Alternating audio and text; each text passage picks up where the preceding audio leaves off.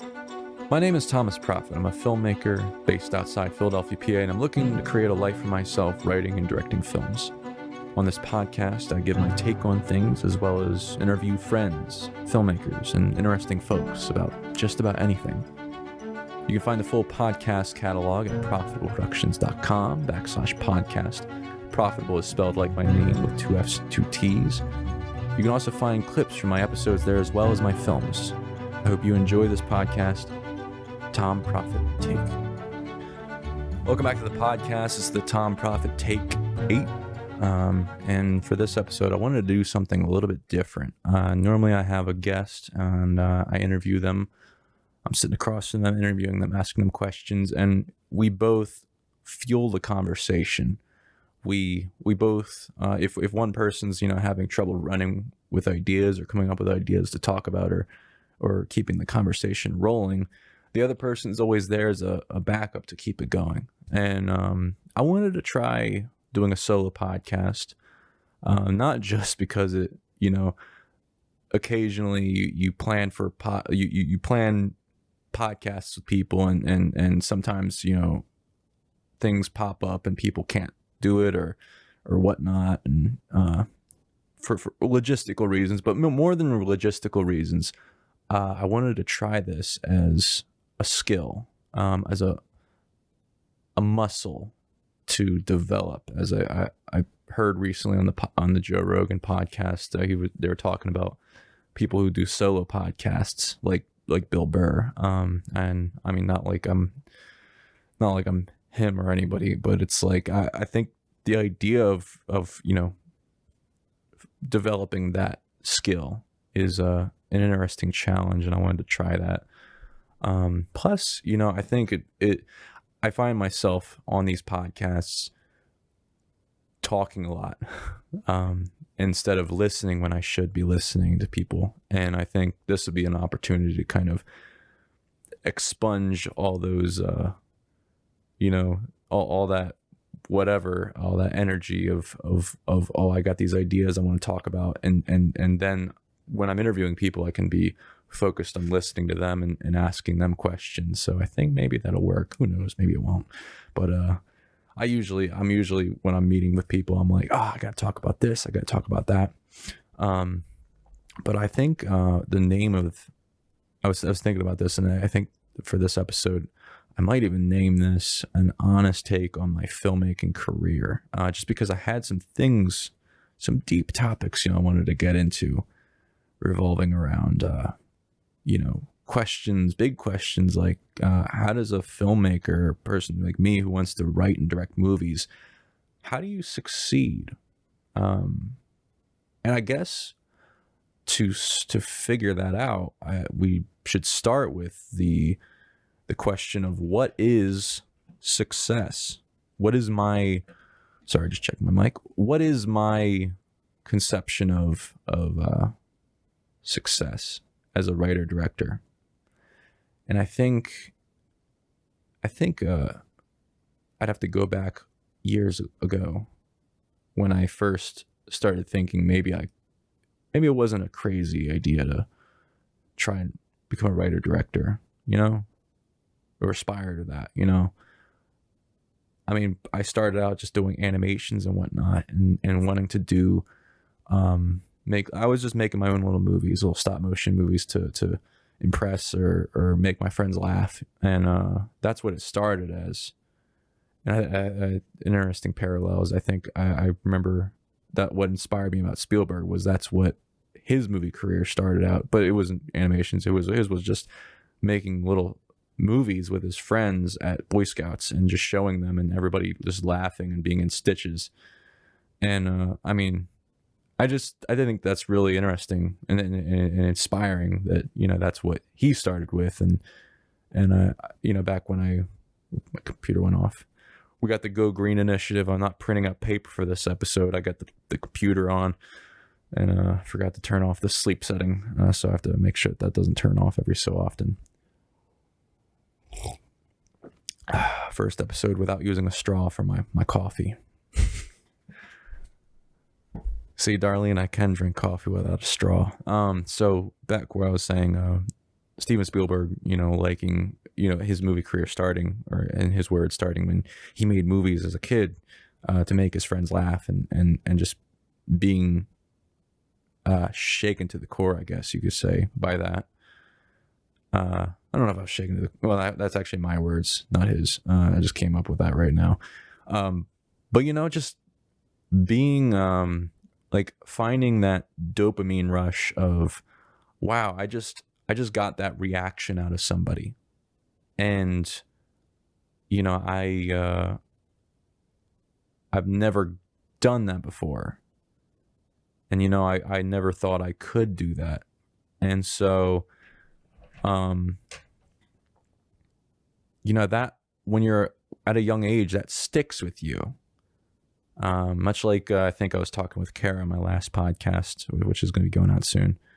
I talked about when I was in third grade writing, like doing writing prompts. They would give a prompt, like a sentence that ends on a cliffhanger, and then you have to finish it, and you have a minute or so, or 2 minutes or 3 minutes, I forget, and to like finish it and just write, and you're told to like write as much as you can. And I remember doing that and just finding joy and kind of entertaining my fellow classmates in that small class I had, the support class.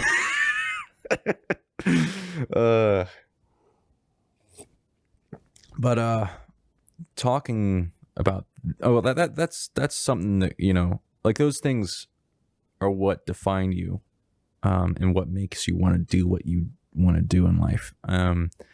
But yeah, so years ago when I started meditating, I just kind of, it opened up doors for me, and I kind of just thought about things like I realized what I wanted to do for a long time. And I was like, I'm not like, I for a while I thought my greatest potential was you might just become a great animator if you are super ambitious, if you work harder than you probably can, and do everything and do everything the right way.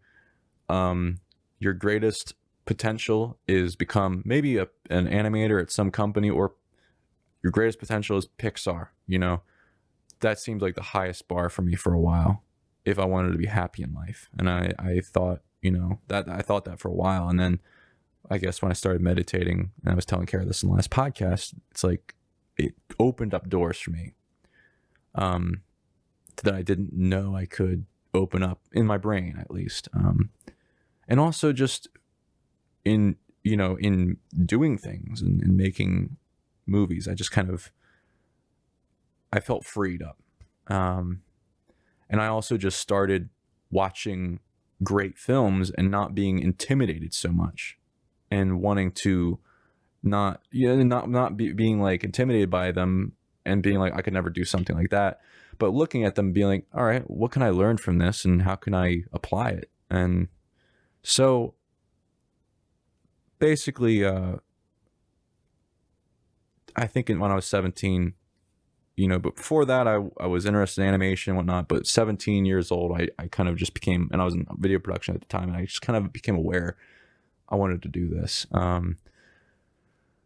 So my ambition of success then with filmmaking was writing and directing, and back then it was really ambitious. It was super ambitious because I just started started meditating.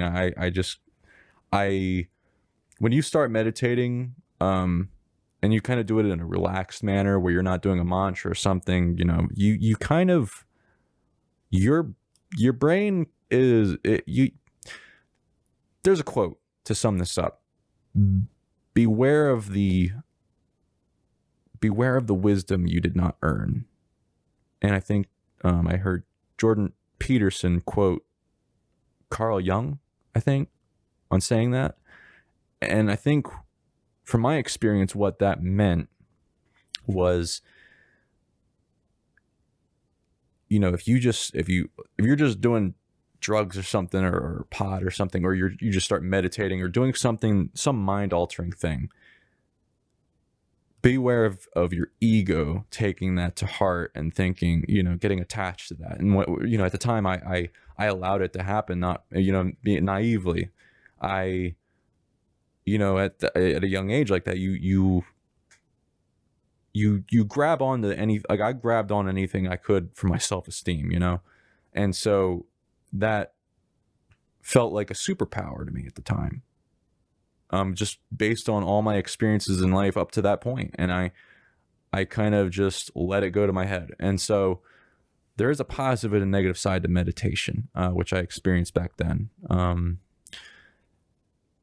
But it on the bright side, it opened me up to realizing what my potential was in terms of writing and directing. I could possibly do that if I worked really, really hard and put all of my energy into that. And that seemed doable because that's what I was passionate about, and that's what I still am passionate about, is making the best movies I can. And that's why I want to become a filmmaker. That's why I've wanted to become a filmmaker, why I am a filmmaker. And you basically, so I pursued that, and then my greatest goal was to be one of the best filmmakers in the world. And you know what? If I could do that, if I can do that, great. But really today, now that, you know, I guess I've humbled myself. No. No, I haven't. No, I mean, I'm more of a, it's like, you know, I look at, you know, I have a different kind of view of fame and all those things. And, you know, honestly, I think it's more exciting now to be as good as you can be, but also be able to write and direct the films you want to make, the way you want to make them, as well as you can make them, and have financial freedom. And I think that's my current goal. I mean, if I can be one of the greatest writer directors in the world, it's pretty obtuse and egotistical to say that. But I mean, why not aspire to that if you can? But, you know, be the best filmmaker you can be. So that's my goal, is be the best filmmaker as I can be, and also be able to write and direct the movies I want to make, and be financially dependent with that. And for me, I think that would be make 8 to 10 times as much money from the film I make as it takes to make them. And then at the end of the day, after the film is done, my hope is that, and right now this is something I'm kind of figuring out whether this is possible or not, be able to keep the rights to the film and just do a licensing agreement. Meaning I keep the rights to the film, but, you know, distributors license them. I wonder if that's possible. I don't know. I think that's, I believe that that's something I really want. And I think, you know, it's something I got to ponder, but, and I'm going to talk about that today, but it's like, I want to be able to write and direct the films I want to make as well as I can make them. And I want them to be able to make, 8 to 10, or, you know, at the very least 5 times the amount as it takes to make them. So then you can scale, you can expand. Because once you make a bunch of money from that film, you can invest more money into the next film. I think there's a ceiling though. But I think I'd hope for that. I think that would be a cool thing. Let me just check this real quick. It's bugging me. Okay. Hopefully that sounds better. Okay. Sorry, just adjusting my microphone. But yeah, I screwed that up. But yeah, currently I think that's a reasonable goal. Now, the reason I feel iffy about the whole keeping the rights to the film and a licensing agreement, and also part of keeping the rights to the film to me means I have to fund it with my own money. And so that means getting people to volunteer for first few films, and then as they make money, or as my company makes money, then I'll be able to fund it from the films, but make from the films to I'll be able to fund it. But for some reason, like, I always hear people talk about, or mainly big time filmmakers talk about, if you want to, the wisest decision is not to put your own money into films. Now, I mean, I guess there's context. I don't know what I mean, there's probably certain context to that. I mean, if you're talking about movies that cost dramatic amounts of money, I could see where that's true. But my hope is to be able to make films. I believe in trying to make films with as little money as I can, and I don't mean that like, oh, make a $10 or $30 million film. I'm talking about like I did a short film for less than $1,000.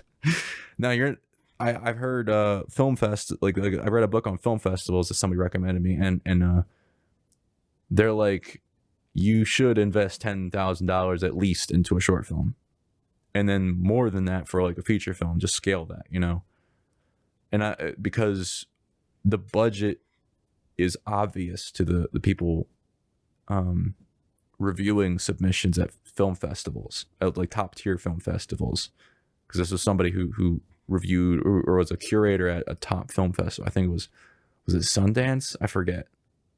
Might have been. But reason I'm bringing this up is somebody, or a couple people have occasionally people bring up this thing to me where I'm talking about making my next film, which is going to be a feature film, which I'm going to talk about. But they talk about, so what are you getting funding for these things? And honestly, I feel like I could make them with the equipment I have, with the manpower I know how to get at where I'm at now, in terms of getting volunteers. And if the film makes money, everybody's getting a big payday. Let's be real. Because people, I want to pay people what they're worth. And so, and I look forward to that kind of day where I could be like, hey, you remember that film we worked on? And hand them a check for like what the film made. I mean, that's something that I look forward to. I kind of like, that'd be cool. That'd be awesome. Not there yet. But I think I mean, for now though, right now I make comedy sketches, and it started with making short films in 2019.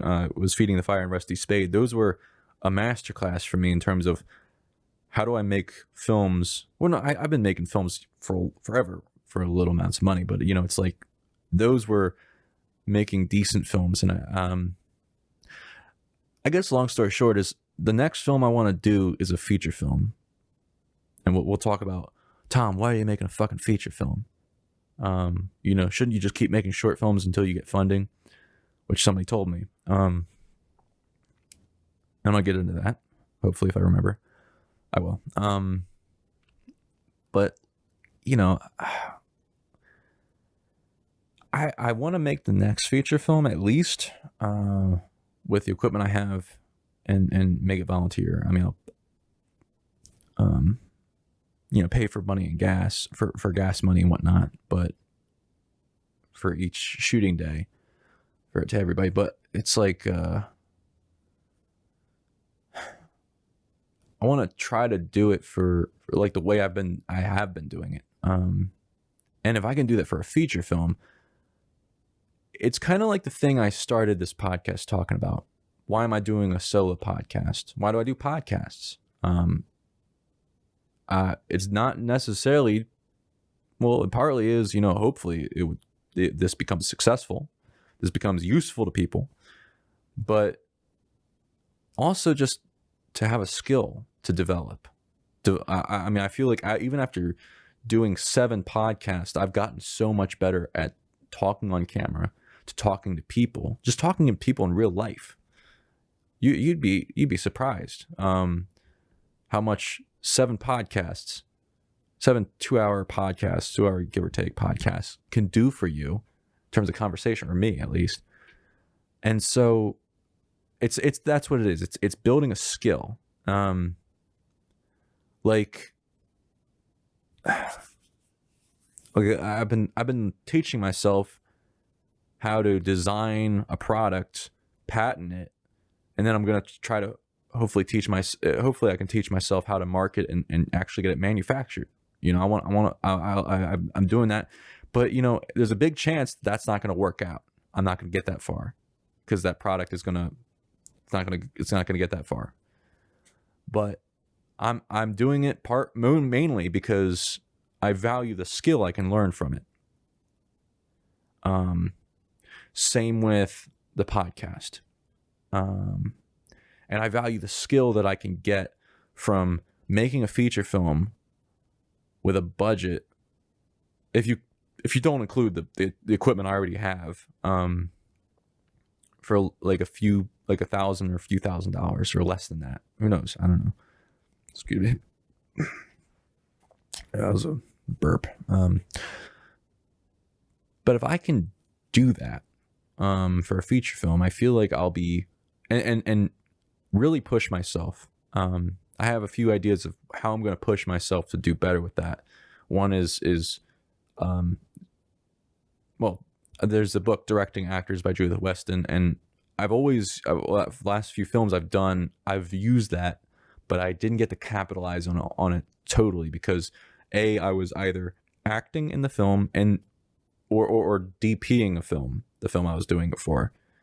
And now what this book does is it has exercises in it where you do them and you become so much, you just kind of create a thick soil, a groundwork of inspiration to draw from when you go and are in front of the actors at rehearsal or at shooting, and you can throw it all away once you do the exercises, and it takes a good amount of time to do them. But once you do them, when you show up on set, you throw it away.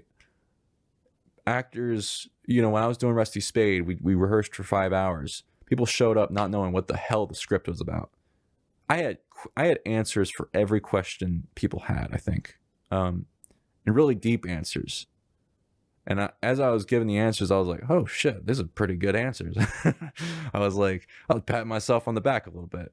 Now, of course, that film I ego tripped a little bit and thought I could do it all in a 5-hour rehearsal, and then the following day, after I was drained from that rehearsal, try to get 30 takes, which only amounted to like 5 good ones or 5 decent ones that were finished. It was a 1-take film.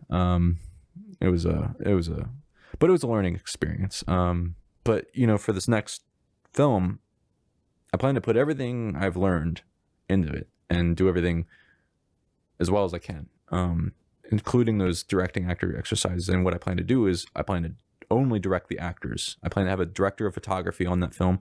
I plan to, and one that I trust and is talented, and work very extensively with them with discussing what the vision is, what the plan is, what the shots are, and I plan to do much more work on planning the shots, storyboarding them, figuring out each thing. This Lego animation I did a while back, as silly as it was, it really taught me the value of storyboarding. Like, I actually felt for the first time that the thing I was making had the quality I always saw in Spielberg movies but never could get myself in my own films. And it was this quality of, you could tell that every inch of the frame was just that they had thought about everything about it. You know, it was just extensively thought out.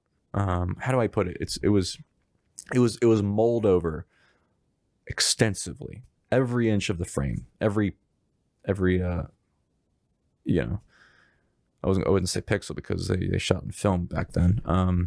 But you know, it's like for most of his classics, but you know, I felt that a little bit with that animation. I was like, I'm gonna pursue this. So I'm gonna pursue the storyboarding and the as extensive as I can get within reason, on planning the shots. Of course, I'm gonna put this. I'm gonna sequence all the steps that I take in terms of planning the film. First, I gotta write it and finish the writing process. But I think it's coming along great, and people tell me that who have read it and given me feedback, and I've taken their feedback. It started out pretty rough, taking it from a short film to a feature film because I completely went the wrong direction, but I corrected, and we've gotten to a place where it's like it's pretty good, and I'm excited to make it. But yeah, so I think we start with figuring out what is each scene about. You know, I call it the chi map. It's the flow of the scenes, figuring out what is going on in each scene, and it's really just letting your mind, when you read once you finish the script, you reread it once it's done. You know, putting a cap on in terms of that it filters out, like a metaphorical cap that filters out, or put a filter on in terms of what is the first thing that comes to mind when you read that script over. As a director, as a person who you have watched all these movies, I watch a lot of Criterion movies, and I've watched so many since 2016 or 17, and from all the movies I've watched, what would I like to explore doing in this film that I haven't done before or seen in recent years, that was really cool back then or something, you know? So I basically do that. I go through the entire script like that. And then the next thing is, I think shot listing, storyboarding, figuring those things out based on, and re-looking back at that chi map. What did I write about each scene? What did I write about the entire film? And you know, figure out things like for Feeding the Fire, nobody notices this, but I was very careful about which way was my character facing in the frame. Was he facing frame, is that left? I think that's, yeah. For you, that's left. Facing frame right. Because I watched a video on YouTube a while back about a film that did this, or you know, utilize this, or films that do. When a character's facing frame right, because I think it's probably because most cultures read from the left of the page to the right, so they perceive that as progress. Now, the opposite, reading left to right, is the opposite of progress in most cultures. And so when a character was making progress in terms of he was moving towards his goal, he was facing frame right. And then when he wasn't, facing frame left. Now, that was a bitch to work out when we're shooting, because at one point, when we were doing a diner shoot, I was like, you know what? Let's do something really complicated here, where we start on the inside of the diner and work our way out. Now, originally we're going to shoot it from the outside in and just shoot it all from there, and have 3 angles from one for the wide shot, the master, and then coverage for each person. And then somebody mentioned, you know, it seems pretty distant out there. You know, it seems pretty cold when you have the camera outside like you want the camera to be there with the people, and right in their faces, right? And for the scene, and I'm like, yeah, you're right. And so I thought, here's a way we could make it work. I want it to end up outside because, you know, I want him to be facing frame left by the end of the scene, because he's in the diner scene. Spoiler, he steps, or he kind of isn't thinking about himself, and he he's like he starts trying to talk her out of leaving. And he basically tells, basically, the idea was we were going to start the scene where he's facing frame right. You know, he just succeeded. He just kissed the girl of his dreams. And then the next scene, they're in the diner and she's talking, he's asking her about it. And then he's like, oh, you know, I forget what he said. Jeez. The lines are out of my head. Yeah. So he's just like asking, he's questioning it. He's questioning what her decision. And she doesn't like that, you know, and immediately. But we thought there was a way to transition from the inside to the outside. We were going to start on a master shot and then cut to close-ups and then have the coverage of each of us, so the camera would transition to the other side of the actor. If you ever watch The Dark Knight, the scene where Batman and Heath Ledger are in the interrogation room and he's sitting at the table with the Joker, Batman is. Notice how the camera switches sides. And the video I saw mentioned how the Joker was questioning whether what was, you know, yeah, he was, I think he was questioning right and wrong with Batman or something, or he was creating confusion in terms of what was progress and what wasn't, because he was talking about, you know, if you know you're like a leper, you know, they'll cast you out, all this stuff, and where he was just questioning his morality, and what Nolan did. I don't know if he meant this, because a lot of these YouTube videos, video essays on films, a lot of times I feel like they might dig way deeper than really was intended by the filmmaker. I don't know, but if it was intended, it's pretty genius. Like the camera's going from one side of the Joker to the other, and meaning Christian Bale, Batman, was looking frame right or frame left, meaning progress, not progress, progress, not progress. And so it created a questioning effect, maybe probably just subconsciously. Most people were not aware of it, I think. I wasn't. But that was what we were going for. But this is an example of one of the many things I try to put into films. I'm just going to wrap that up. Just put a bow on that right there. But yeah, we tried to, real quick, we tried to do that scene where we transitioned. We had the cameras move from one side to the other, and we 86'd that, but we stuck with the whole thing of shooting on the inside versus outside, and then but the coverage was shot on one side, so the 180-degree rule meant we had to stick with all the coverage on the inside, and that meant for that scene he was facing the wrong direction the entire film we managed to get it right except for that scene, and I was like, we're gonna have to reshoot this. I mean, nobody ever noticed. Nobody probably would have ever noticed. I would have noticed to the end of the time. So we reshot it. We had to reshoot at a different restaurant, I think, because I think back then I pressed. I was so sorry about that sound. I was so impatient, which is another thing I want to work on for my next film. Is, you know, I don't like to be impatient anymore, especially after Rusty Spade, which I made a film. I wrote it and then produced it in a month or so, and it you know, I created a really strict deadline for myself and hit it hard, and it cost me hair in my beard, the color of the hair in my beard at this one spot, which I mentioned to everybody. And yeah, no, I don't like doing that anymore, as I try to avoid it. To this day, whenever recently I was trying to do a shoot.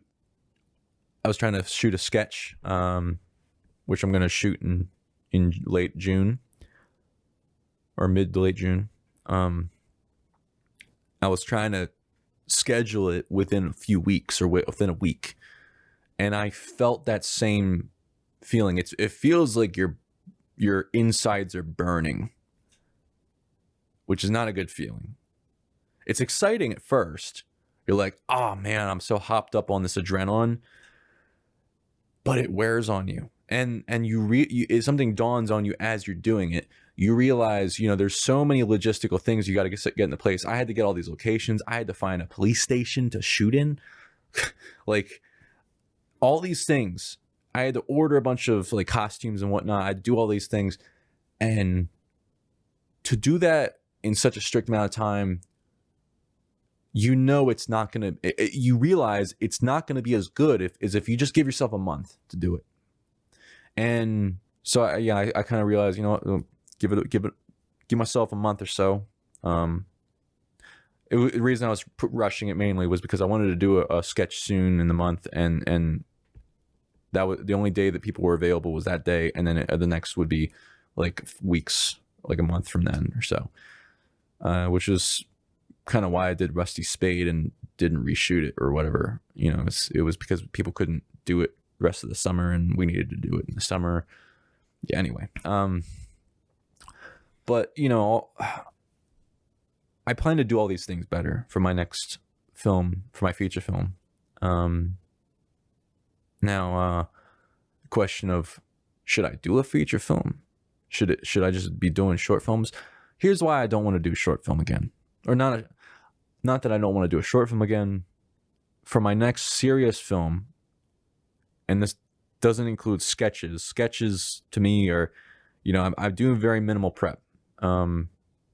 Very, except for maybe the next, like a upcoming sketch, I might try doing the prep for directing actors so that I can be behind camera and direct the actors.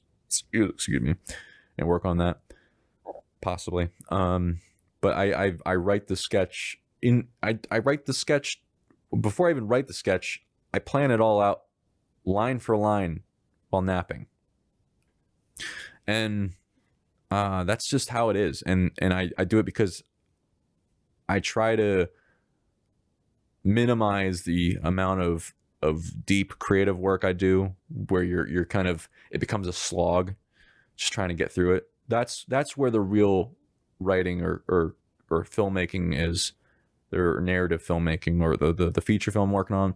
That's like where I'm doing like 10, 15 drafts, or more, and really trying to perfect things, and doing it in the most in a period of time where I'm most clear and creative I am of any time of the day. I reserve that for that. The sketches are just practice and just things that to put out there, to maybe one will go viral, or just have content to put out there. But the feature film, I'm gonna put a lot of work in doing that better and doing that right.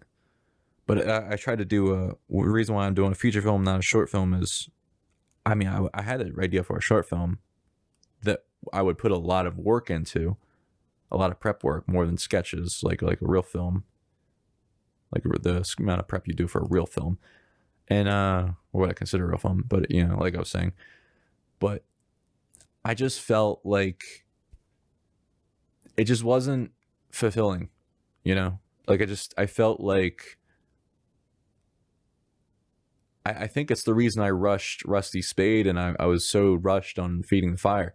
I just don't feel like putting that much work into a short film is worth it. Now, I don't know. I might change my opinion on that after making a feature film, but I want to make a feature film. I've always wanted to make one, and for me, that's like, I think it's beyond just street cred.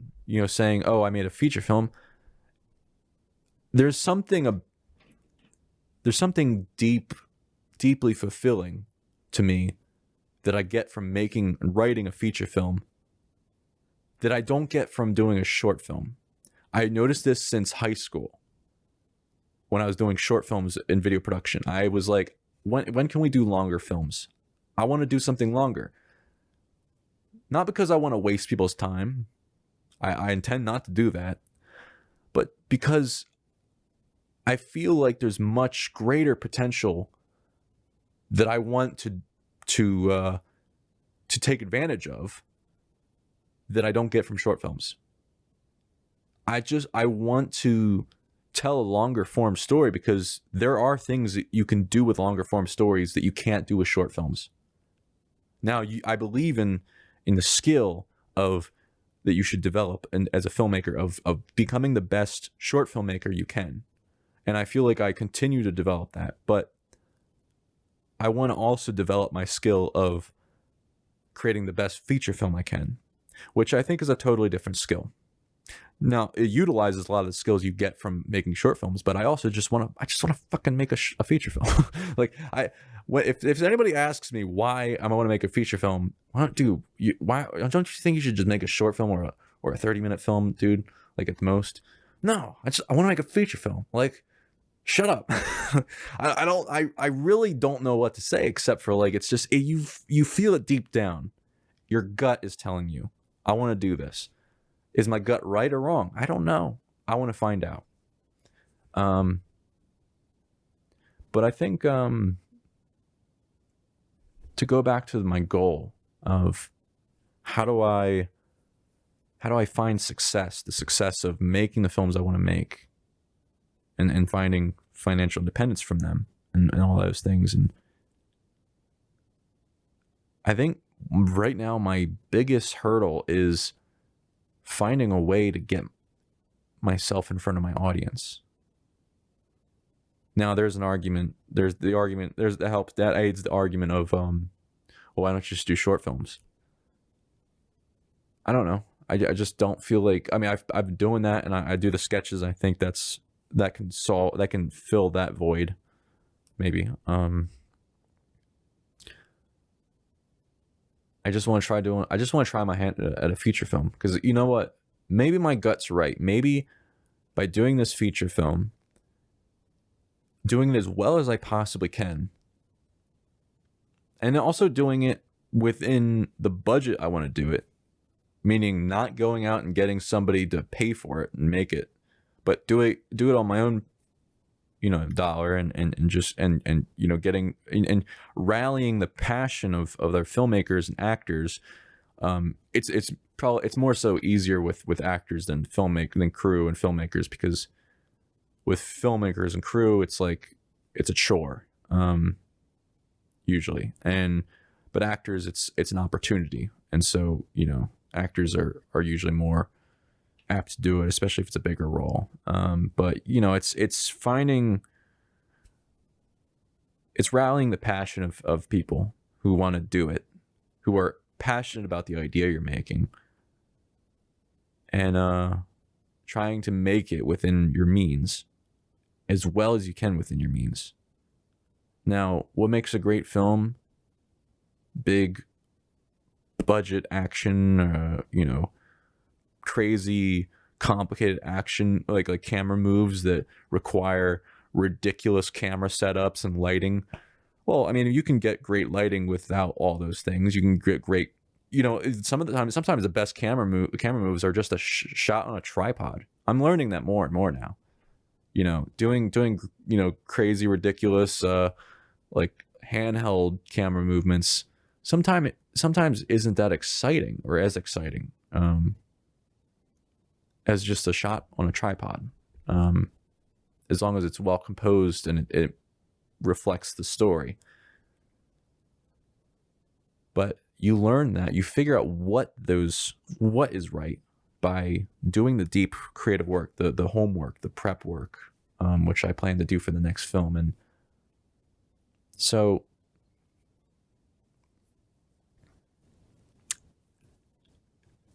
if I make this feature film as well as I plan to make it, then the goal is get it in front of the audience, put it out to film festivals. Now, I've done film festivals with Feeding the Fire, and I realized from doing that, originally that film was just to have something to go on the internet when I originally wrote it, or something just to make a film, because I was blocked for years. I couldn't get past my own perfectionism of I don't even it was an absurd perfectionism. It was a perfectionism over the wrong things. I had to untrain myself to get out of whatever I was doing and actually get people, learn to take feedback and write with feedback from people. And that was what that film was about. And so I did that, and I realized, though, acting in the film and directing it at the same time, it limits you, especially if it's a very low budget film like it was. Now, the next film, I don't plan to act in it. I don't plan to direct the photography of it, except for like work with the cinematographer, DP, cinematographer. Interchangeable words. Everybody asks me, what's the difference? DP and a cinematographer are pretty much the same thing. But back to what we're talking about. Yeah, doing, focusing on the performances, realizing what the actors are doing, what they should be doing, what would work, what do I need from them from this coverage, what do I need from them for this wide shot, and directing them accordingly, and knowing at the time and focusing that at that time on, okay, this actor usually burns out early on, so let's get their coverage first. This actor burns out or gets their best later on, so let's do theirs after. Also focusing on, are the performances going to match up in the coverage? Are all these things? You can't focus on that when you're acting in the film. You can't, or to a degree you can, but you can't direct it. You can't. You can only see. You have an instinct for, okay, I think we might have got it. Hopefully. And usually you're right. I don't want to rely on that anymore. I want to kind of be present with the actors and be helpful and direct them. So yeah, that's all. Those are just convoluted reasons about why why hopefully the feature film is going to be great. But one of the reasons I'm going to do a sketch like this, I'm going to focus solely on directing it, is just to kind of see how far I can take it with the sketch. It would be much better for the feature film because I think I'll have done more prep work for that. And of course, I'm not like I'm going to be doing prep work and not throw it away right when I get on set. You throw it away, but it informs you on a deep gut intuitive level. So those are a bunch of reasons why I want to do a feature film, and we do all these things to make it great.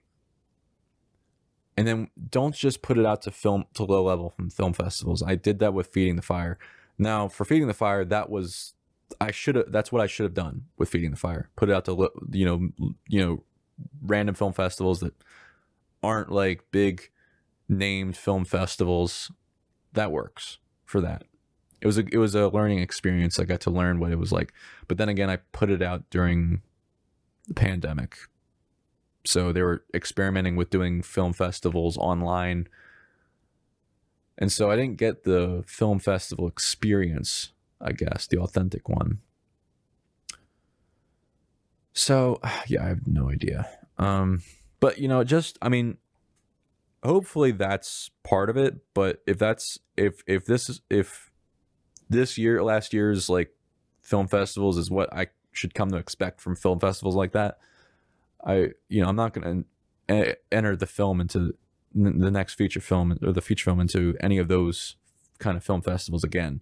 Film festivals where they're not big name film festivals, because I feel like it's just a business at the end of the day. It's film festivals, they're a business. They have to be, and they so and at first, like, I didn't understand that, or I did, but I was caught up in, you get you like a film. If your film festival, you put a film in a film festival and it gets submitted or it gets accepted, then I guess they notify other film festivals. Oh, talk to this filmmaker. They got a cool film or whatever. Or really, it's kind of like leads for, what is it? It's kind of like Glenn Gary, Glenn Ross. It's the what the leads that they had locked in the room, and everybody wanted them. I forget what it was. What were they called? It's like that. It's like if you get your film accepted at a film festival, it's like those become those leads that those film festivals want, and they get them, and then they reach out to you on social media, and they're like, "Oh, we heard about your amazing work. We want your amazing work." I mean, I think they're probably genuine about it, but it's just I realize it's like really the only reason I'm submitting to them is to get laurels or I don't know credibility, But I think it's really what I would like is to find my audience from that film, not just get laurels or credibility. I'd like to find people who like my movies, to be able to find me through that. But I didn't experience that from the last year. Then again, I didn't put it out into many film festivals, but I don't know. I don't know what the fuck I'm talking about. But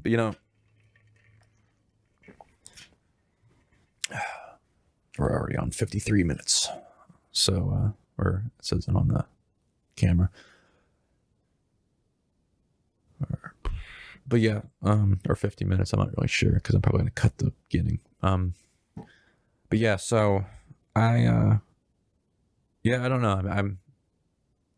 I think for the next film, like for the, depending on how well the film comes out, I'm going to make sure it comes out great, but we'll submit it to big tier film festivals and cross our fingers. Hopefully something happens. Maybe it'll get accepted into a bigger film festival, like basically a film festival on filmfreeway.com, the 100 top film festivals worth their entry fee or something like that.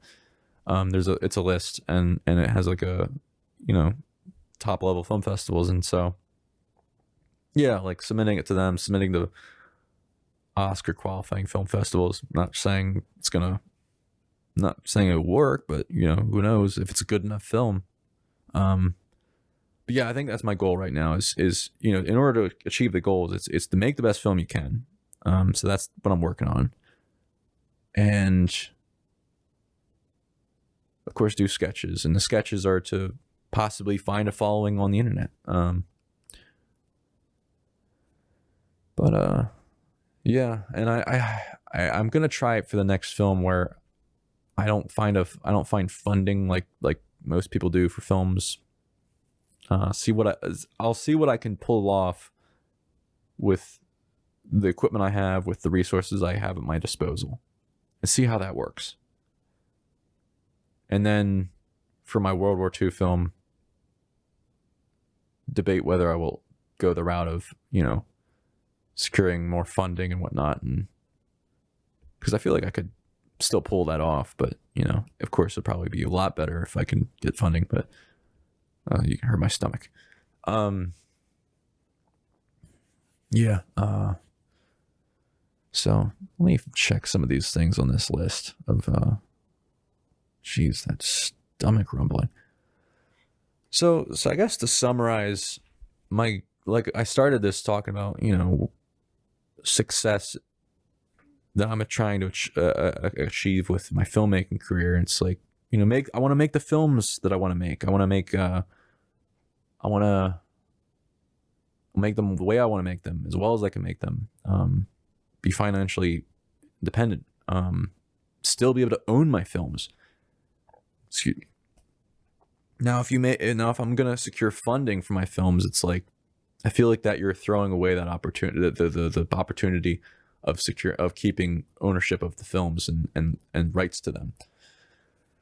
And why I think that's important to me, why I believe it's very important to me is and why I want to keep those rights is because I think it's, if I become the filmmaker I hope to become and become successful and people become aware of me, my audience does, my films will become more valuable in the future, and more valuable than they are now to investors or people who would want to help make them or buy the rights to them.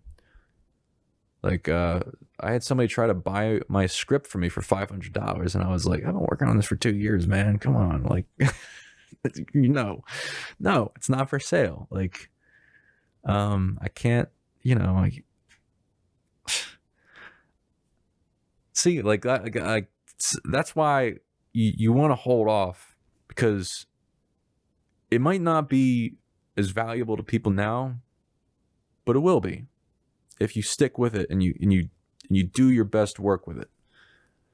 So I don't know. I'm curious if there's anybody, if you're listening, and if this is something that interests you or something that you're tackling right now as a filmmaker. What are your thoughts? Leave it in the comments. Leave it, shoot me an email or message me, email me at, I wonder if, is it the Tom, let me just check real quick. Is it Tom Proffitt Take at Gmail? Hold on, I can figure this out. YouTube. And wait a minute, hold on. I'll leave it on the screen. This is the email you reach, or put it right here or here, wherever. But yeah, just trying to figure this out, just trying to figure out how do I get my films in front of an audience. There's the film festival route. Make the best feature film I can, make the best film I can, put it into film festivals. That's the other thing. I don't think, I could spend my time working on a short film to put to film festivals. I don't feel like Feeding the Fire or anything I've done yet is on par with top level film festivals. I'll be honest, I don't think it is. I don't think I've achieved that yet. I think I will. Is it ballsy to work on a feature film before I've actually proven that I can perform something at the level I want, I say I can achieve? Yeah, it is. It is a bit risky. I guess you could say it's kind of like, well, you haven't proved yourself. I believe I'm a believer in, prove it. Show me you can do this. I do that to I'm about that all the time for myself. I think that's maybe a good argument why, I should do short films instead of feature films. But my gut's telling me the feature films I want to make will have a much bigger impact and be remembered much better than my short films. I don't know.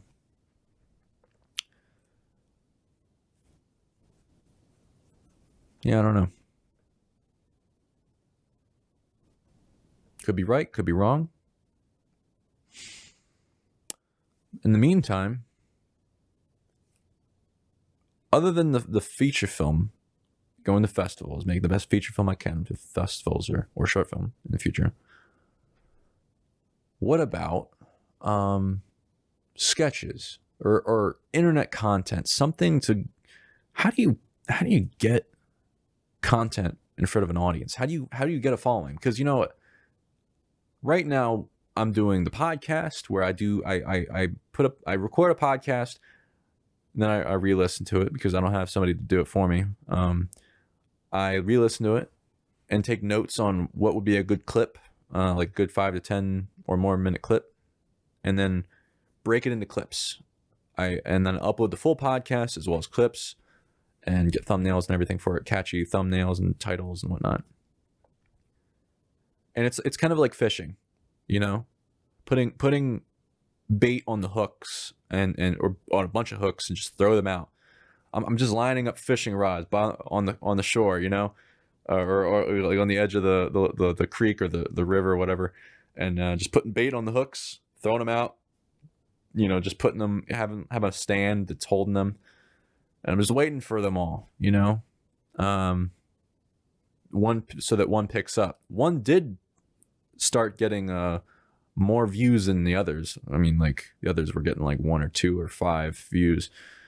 in terms of podcast clips, but one of them got like 128 already, and it just keeps growing, which is interesting. And it has to do with two things: more takes, or more takes better, like, filmmakers doing more takes versus less takes. David Fincher and like Stanley Kubrick to name some of them. And it got into talking about how Shelley Duvall was just traumatized from the experience in The Shining. Like there's a Dr. Phil interview where screw Dr. Phil for like doing this. Like he had her talking about, I think JFK still being alive and stuff. Like she was so shooken up by that. I'm pretty sure by that film. And if you look at the behind the scenes footage of how Stanley Kubrick was treating her and what people said about, on set from being there, I mean, it's hard because it was a great movie. It was a crazy performance from all of them. Like the scene where she's on the stairs, like swinging the bat around and just an emotional mess. They did that 120 something times, 127 times. I forget. I don't know. I might be mixing numbers up. But that was like,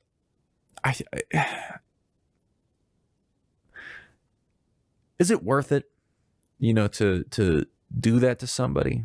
I don't think so. No, I don't know.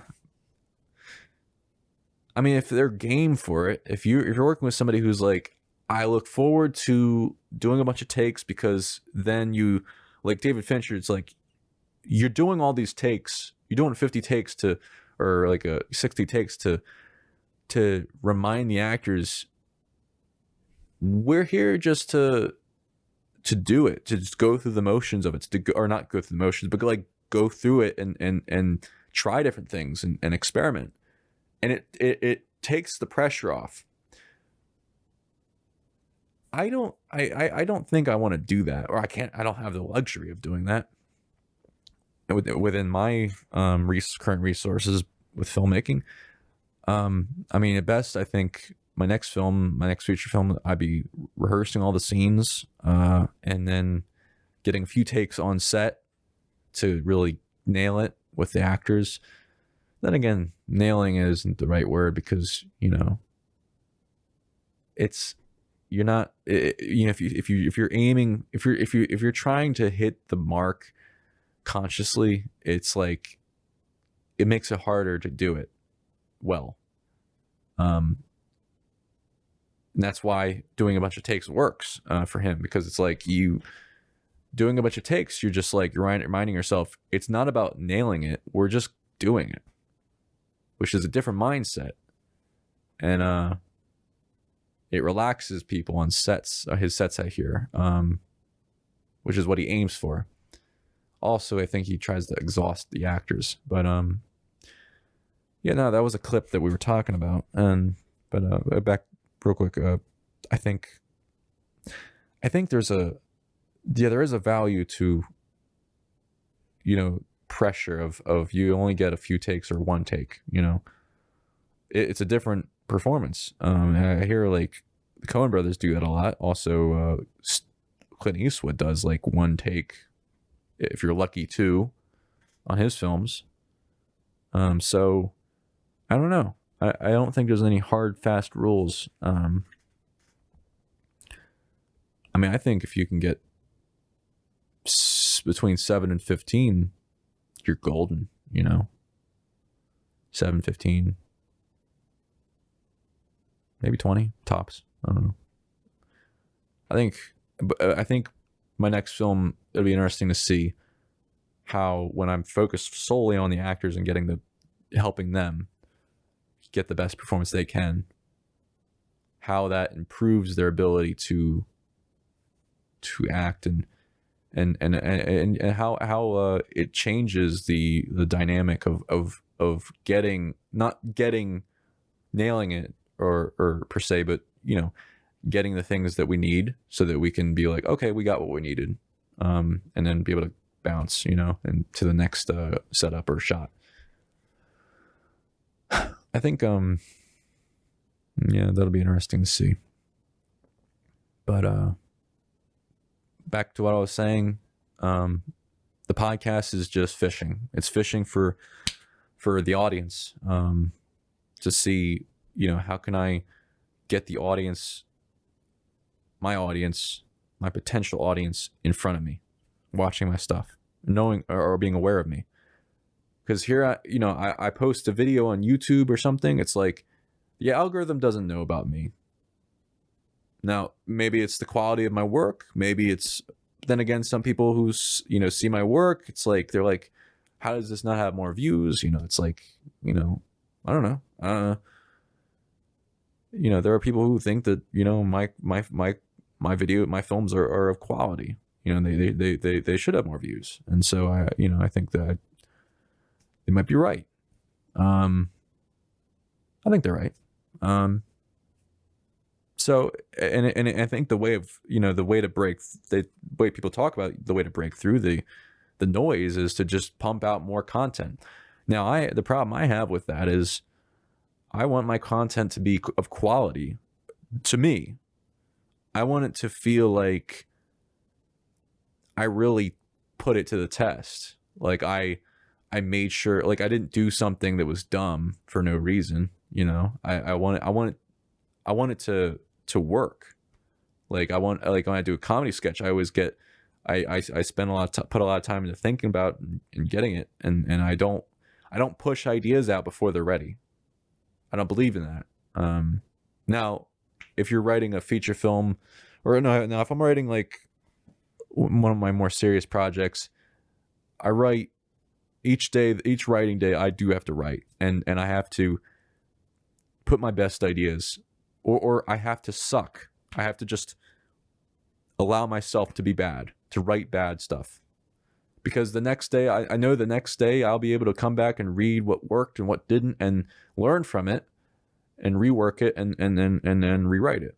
And that's what a draft is. It's it's the allowance to be bad. But with sketches, I allow myself, before I know when the ideas are ready before I start writing it. I kind of just have it work. I work it out in my head during like meditation, naps, or workout.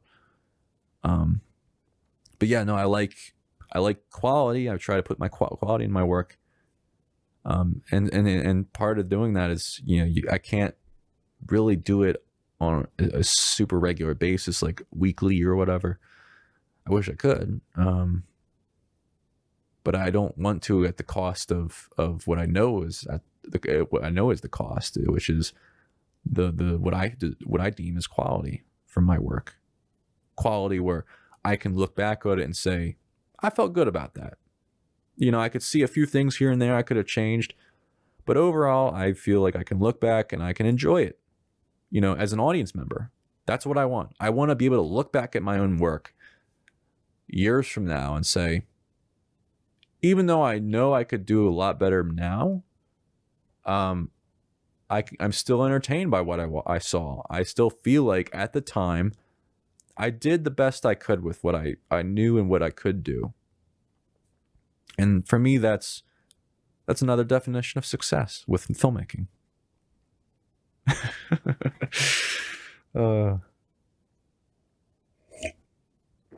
could be the trailer for the podcast. Who knows? So there's the podcast. There's the sketches. What else?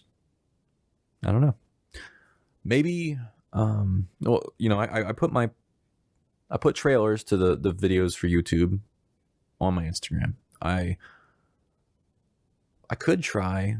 I haven't gotten into TikTok. I've been avoiding it. Plus I tried going on there and creating an account. I do have one, I think, for my old business name, Nonprofit Films. And I just put some clips on there from Rusty Spade, and I don't think they did really any good. Maybe I could try deliberately editing some of the work I have with the framing in mind for TikTok and see how that works. What happens? Well, maybe I could just put some things out. Maybe one of them will pick up, because TikTok's the big thing. I don't know. You know, especially like comedy sketches might work well in there. Podcast clips like this. I don't know. Yeah. Really, right now I'm just trying to figure out how to break through the noise. You know, I read articles. You know, like filmmakers talking about, oh, like we finally feel. I read an article today of this, like with the actress or no, some actor actress from something, and it's like like in a big name movie, and I'm like, I finally feel seen after so many years in Hollywood, and it's like I haven't been seen. I just said that out loud as I was location scouting today, and I was like, I haven't been seen yet. I haven't been seen by jack shit. I get maybe like 40 views on a comedy sketch. Are you kidding me? Well, one of these days we'll figure it out.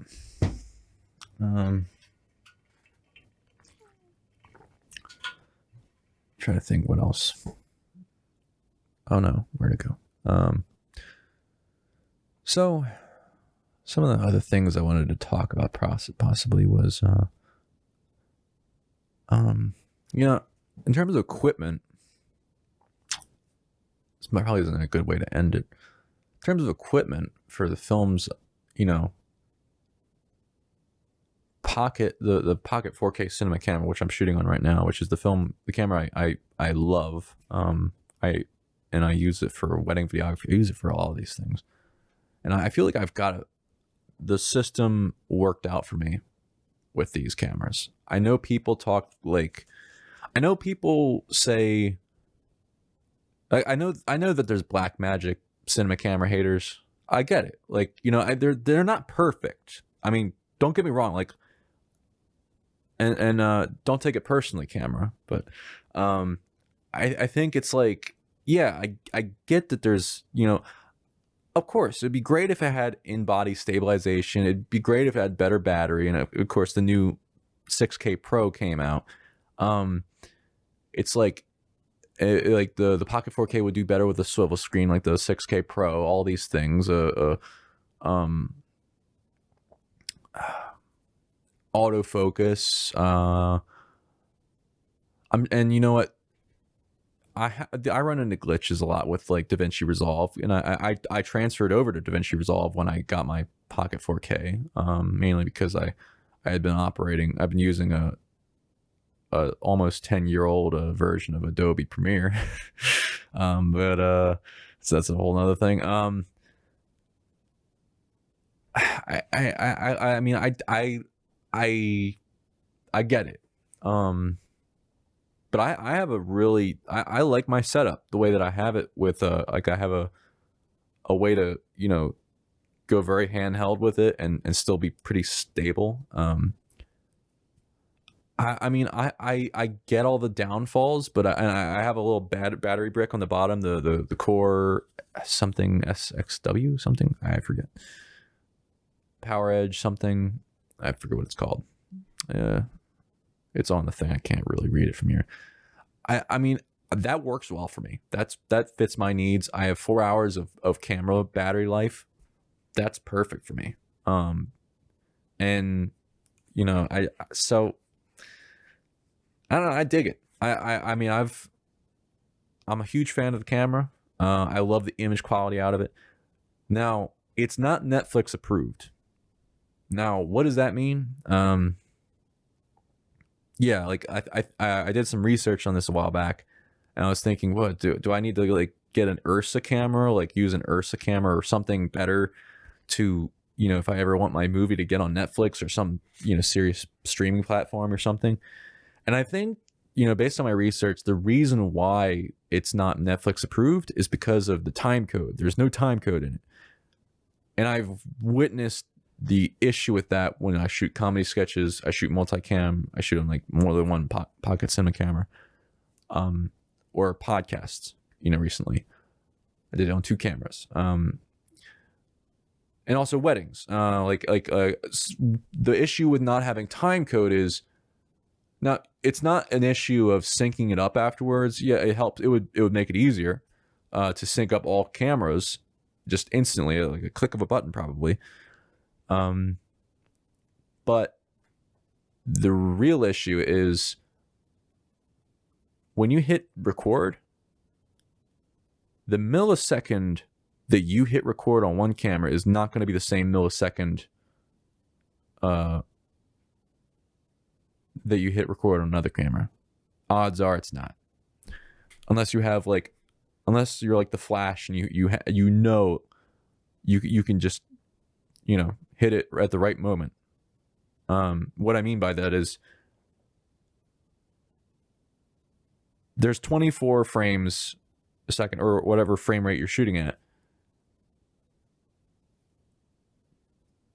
One of those frames every there's the chances that you're going to start one camera and start the other one and the frames are going to be recording at the same instantaneous moment in time in real life, it's very slim.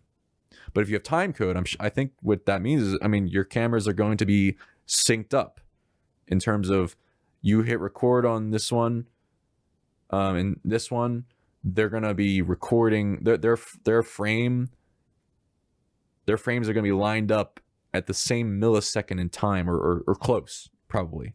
That's what I'm assuming. And I don't think it matters that much to me. If I'm doing multi-camera, it would make it easier if they just lined up, they synced up. But it's not that imperative. I could see the reason why I think that's why they're not Netflix approved, that they don't have time code, is because, if you're working for Netflix and you're shooting a comedy special or something, or you're shooting something that's multi-camera, they'd be and you're like, all right, Netflix, which cameras can I shoot on? They're like, no Blackmagic Pocket Cinema Camera 4K or cinema cameras, no Blackmagic Pocket Cinema cameras. Oh, why? Well, the reason is because they don't sync up at the same millisecond, and they're just less convenient for multicam shooting. So I think that's probably what it is, because the image quality, it's damn good, and you can get really good with better lighting and all these all the things that you do when you really go deep in terms of making the craft of filmmaking. It's not all about the camera, it's about the image that you create in front of the camera, and I think that's more important, honestly. And you know what? Wasn't Hardcore Henry on? Yeah, that was on Netflix. I saw part of that on Netflix. I couldn't really watch the whole thing. I probably should have.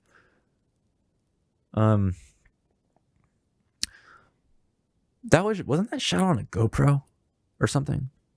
I don't think GoPros are Netflix approved. There's Netflix. There's movies on Netflix or all streaming platforms that are not approved by those companies, I think.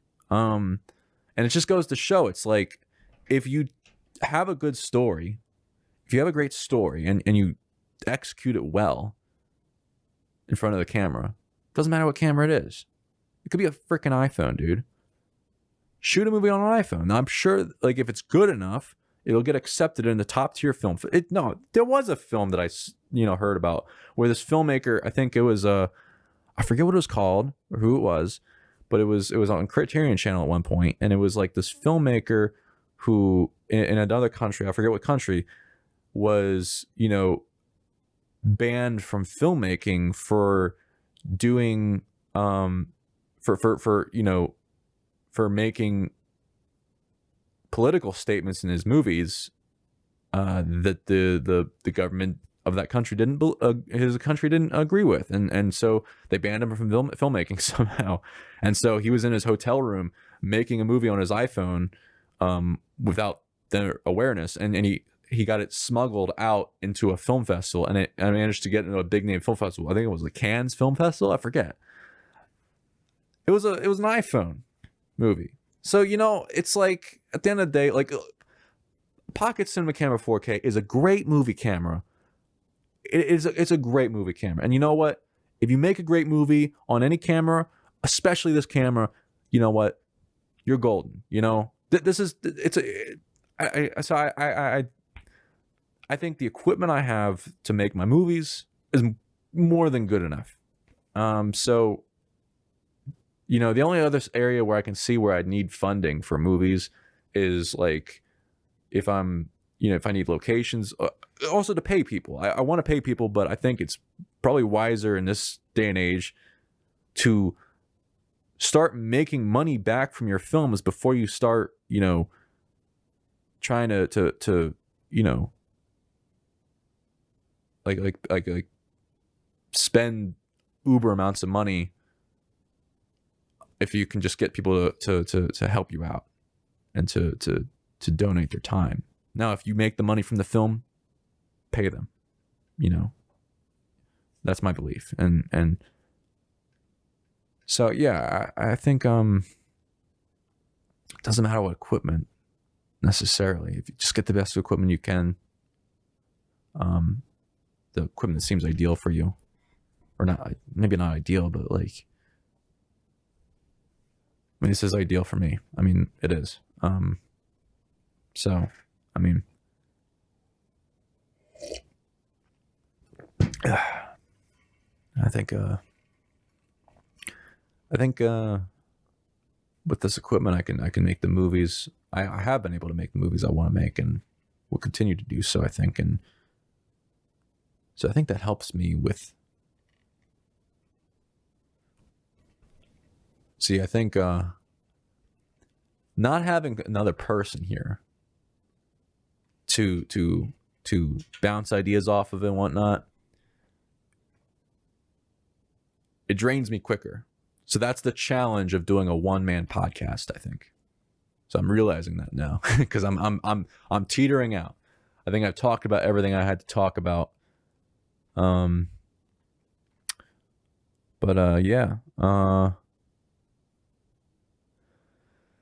I guess in other news, I'm going to be shooting depending on when this gets out, this is being recorded the 25th of May. And usually it takes me a few weeks to get my podcasts out. I got to improve that. I'm going to work on improving that. And getting better at this. Because I want to get more podcasts out. And I think if I start doing these one-man show things, you know, these solo podcasts, it might increase the output possibly. But yeah, I think I'm gonna probably try to draw this to a close. I guess, how do I want to end this?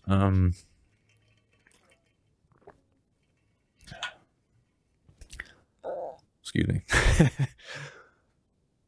Basically, my goal to make the movies I want to make the way I want to make them, the best I can make them, financially independently, to still be able to own them at the end of the day. And the other thing was other reason why I want to own them at the end of the day, retain the rights. It's a safety net, so I don't have to worry about, you know, people, you know, being like, we're gonna change the film. We're gonna have, you know, it's another way of having final cut, making sure you always have that. Now, I think, you know, there's contracts where you make sure that doesn't happen. People respect that. But more than that, you know, maybe one day I want to have my own streaming platform or something, or some distribution service or something. Because just the way that how volatile things are, I'm a kind of guy who likes the idea of creating my own means of surviving, of creating a, you know, creating a platform, I guess. I don't know. And I think it's important to me to retain the rights to my movies, because one day if I want to have a streaming platform, like say I want to produce a lot of other filmmakers' work and have that all go on my platform, and in that work with filmmakers who would ordinarily not have the opportunity to make films, give them the opportunity to make the films that they want to make the way that they want to make them, and guide them if I'm at a point in my career where I'm experienced enough. Give them the tell them what I learned, help them out, but also give them the freedom to do what the heck they want, because I wouldn't be hiring them if I didn't believe in them, and then basically create a platform of films that by filmmakers who I believe in and want to see thrive, and give the opportunity to make their movies. And I'd like my own movies to be on that platform. I guess that's way to end it. But yeah, I hope you guys enjoyed this. I hope you don't mind. This is a really long ramble of the Tom Proffitt Take. Tom Proffitt Take 8, I'm guessing, depending on if I put this out before or after on the podcast. This will probably go out number 8. But I appreciate you listening if you have, and like I said, comment what your thoughts are on all this. If you think I'm full of crap, if you think if you agree with me, or if you feel like you're in a similar situation or a similar boat in terms of trying to being a filmmaker, trying to be seen, trying to find your audience, as I think there was a blog article, 1,000 True Fans. I forget, something Kelly, some writer name with the last name Kelly, I think. You don't have to find 1 million people who will pay you $1 or 10 cents, or you could, find 1,000 people who will pay you $100 a year, and you got you got a six figure salary. Or the 10,000 people who pay $10 a year, for whatever you provide them, work-wise, creative-wise, content-wise. Finding that audience, those are your true fans, and I've more and more today. I value finding that versus just becoming like a big name filmmaker, like any filmmaker you think of. If you're a filmmaker who aspires to be like other filmmakers, you usually think about like Christopher Nolan or Quentin Tarantino, or Steven Spielberg or George Lucas, or any name the filmmaker who's famous. Is that day and age over? That's what I wanted to talk about before. That's something, real quick before I end this. This is a pressing topic, I think. Is today's day and age of filmmaking, is filmmaking as it has been, is filmmaking as it was, as it used to be, over? Meaning, there was so many great movies that came out, and I think Darlene from the podcast, she's been on the podcast. She's been in my films. She's a good friend of mine. She mentioned how it seems like there hasn't been a great film since 2010. Where I argued with her. I said, like, ooh, what about 2011, like Inception, or Interstellar. I loved Interstellar. I love that movie. That's one of my favorite movies. It's my favorite score of all time from films, even more than Star Wars, because Star Wars was ripped off by. It was ripped off of Stravinsky's Rite of Spring and the Planets soundtracks. But I digress. We love you, John Williams. But no, is filmmaking today never going to be the same, especially after the pandemic? But it's like, I think Darlene was right. It's the films just aren't the same, and I think a lot of it has to do with, it's so hard to get people in movie theaters now. And and it's so expensive. And so they kind of put all their eggs in one basket with these big tentpole movies that they are like, and I hear it's becoming more and more strict. Like Christopher Nolan said he wouldn't be able to make the Dark Knight trilogy today. And the Dark Knight, the second of the trilogy, is one of my favorite films. They're such great films, and they made uber amounts of money. It's like they couldn't be made today, he says, and I think he's probably right, because he had so much creative control with those films. And plus, today with superhero movies, they're such an important asset to these big companies that they don't want to mess around. They don't want to take any risks. And that's the big issue, is like when the big companies aren't willing to let the creatives take the risks that they once were, then films aren't going to be as great as they used to be. Like one of the things, the reason why we know the names Martin Scorsese, Steven Spielberg, George Lucas, Francis Ford Coppola, who directed the Godfather movies and The Conversation, and a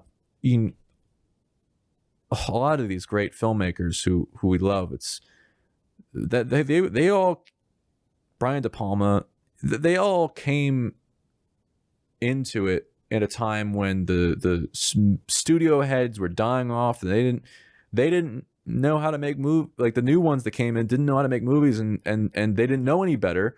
So they hired these young, ambitious auteur filmmakers, be like, here, do whatever you want. Here's a bunch of money. Just threw money at them and let them. I mean, that's probably an exaggeration, but it's not, because they look at the movies they made. Look at them. It's like that's why it was probably the peak of cinema. Cinema peaked then, because these ambitious auteurs, filmmakers who were, so dedicated to what they were making, and they were hell bent on mastery. They were given the freedom to do what they wanted to do, and that's not going to happen again, unless I think if filmmakers like myself try to make the best films, write and direct the best films they can with the resources they have. That's why I want to make a feature film with the resources I have. I don't want to make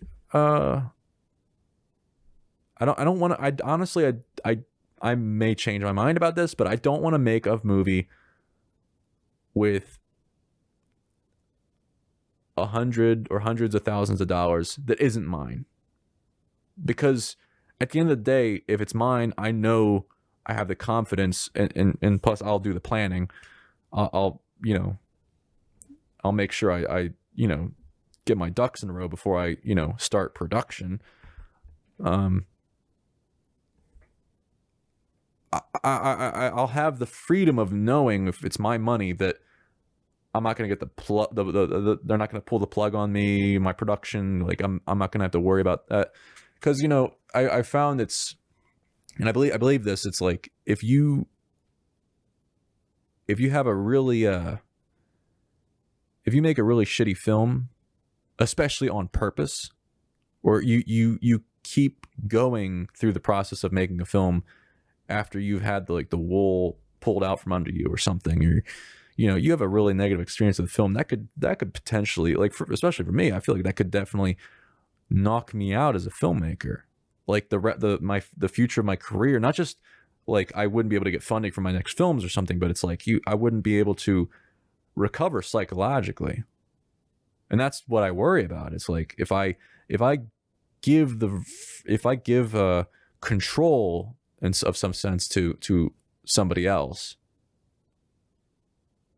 I'm giving them control of my destiny, not just the film, not just that film. I'm giving them control of my destiny as a filmmaker. And an example was a year ago, 2 years ago, I made these short films that helped spawn the work I do now, or the work I'm going to do next. That experience became the bedrock for what's coming next. And what's coming next is going to become the bedrock, the experience, the skills and everything, and the interest, the things I'm interested in making movies about, which is going to be much better and more entertaining, hopefully, for the next films. So you have to think about that. When you're making movies, you have to think about, what is your destiny? What is your trajectory? You know, don't just think about, I just want to make this film and be done. You know, what about this film that you want to make is going to make you the better filmmaker you need to be to make the next film? And you might not even have the idea for that film until you make this next film. When I was making Feeding the Fire, in the middle of that production, when we were location scouting and doing all these things, all these ideas came into place. I met certain people who, if I hadn't met them, I wouldn't have saw the characters that I needed to see without seeing them as the characters. Without, visiting locations and hearing from people saying, like, this could work for like a World War II film. I wouldn't have had the confidence to come up with a World War II film idea. Now I'm like, oh, I probably wouldn't be able to use that location, but because of, like, during Feeding the Fire, I had this idea for that World War II film, and I felt like it was much more interesting than anything I'd done up until then. And so I feel like also when I get to working on this next film, Boys Will Be Boys, the feature film I plan to make, it's the first one. I might have an idea for something else that's even better than anything I've ever come up with while I'm working on that, or after, or in the middle of it, or before it. I don't know.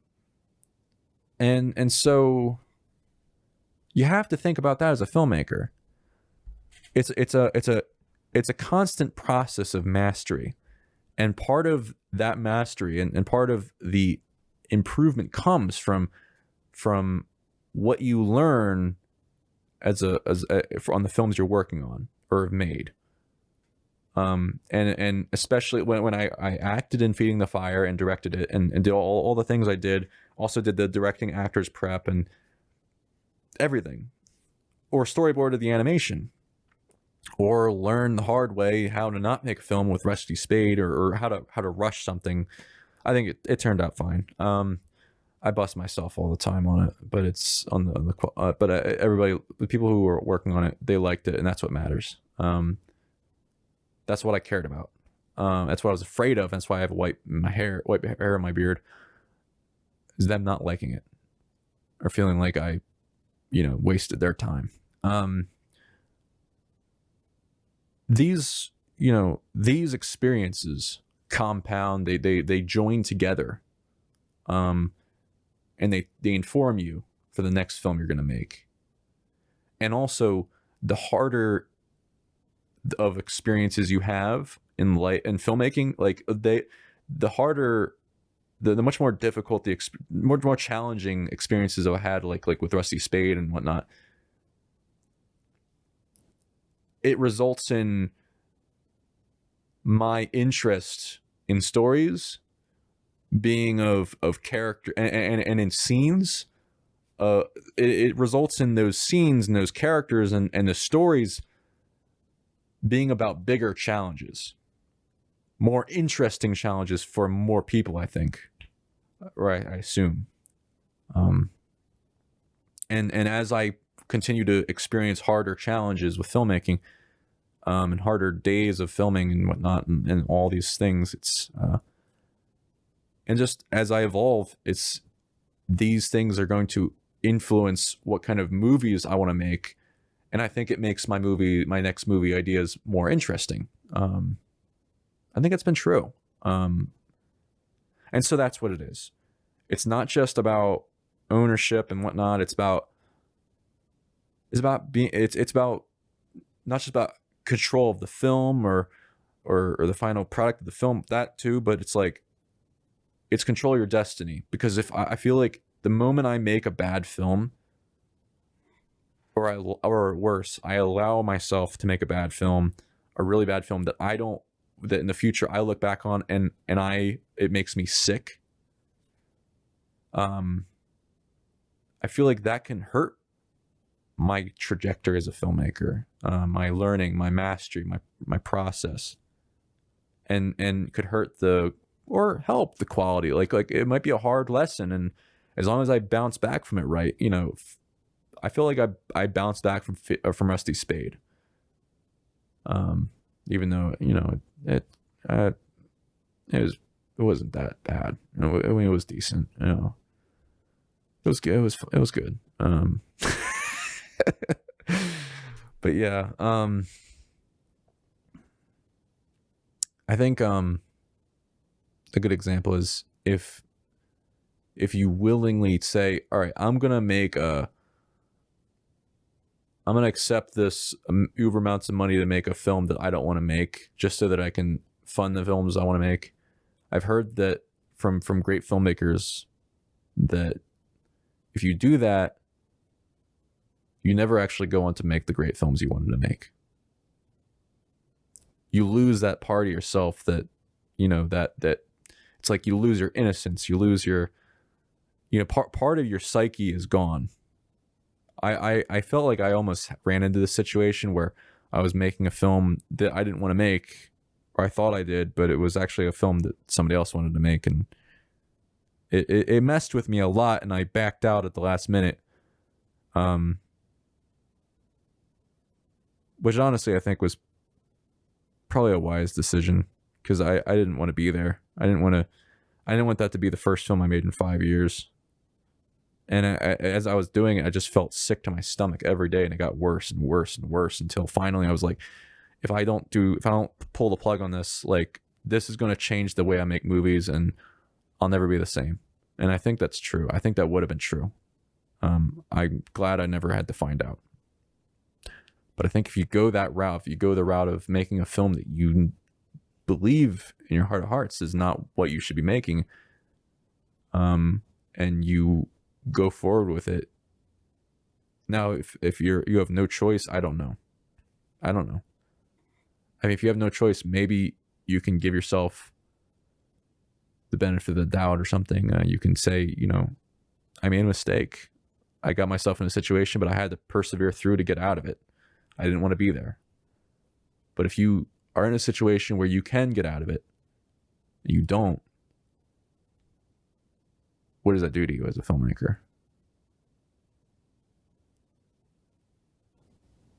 I'd hate to find out.